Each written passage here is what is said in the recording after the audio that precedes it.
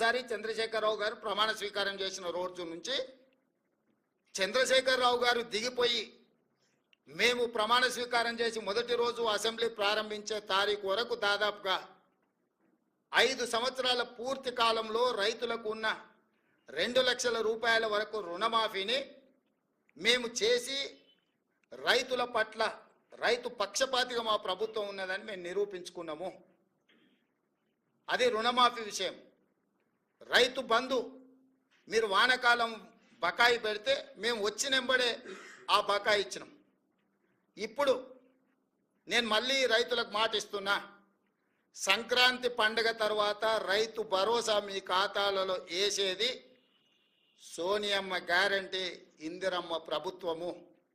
ఏ రైతులు ఎలాంటి మారీచులు సుబాహులు వచ్చి మీకు అబద్ధాలు చెప్పి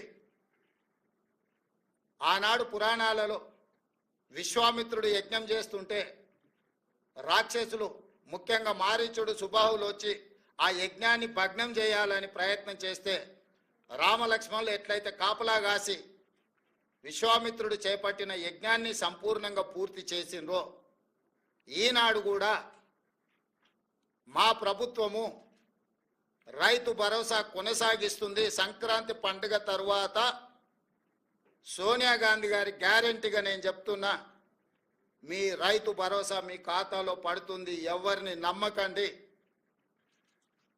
ఇట్లాంటి మారీచులు మీ దగ్గరికి మారు వేషంలో వస్తూనే ఉంటారు. ఆనాడు సీతమ్మను ఎమర్చడానికి బంగారు లేడీ రూపంలో వచ్చిన మారీచుడే ఈరోజు మారు వేషంలో మళ్ళీ బీఆర్ఎస్ బీజేపీల రూపంలో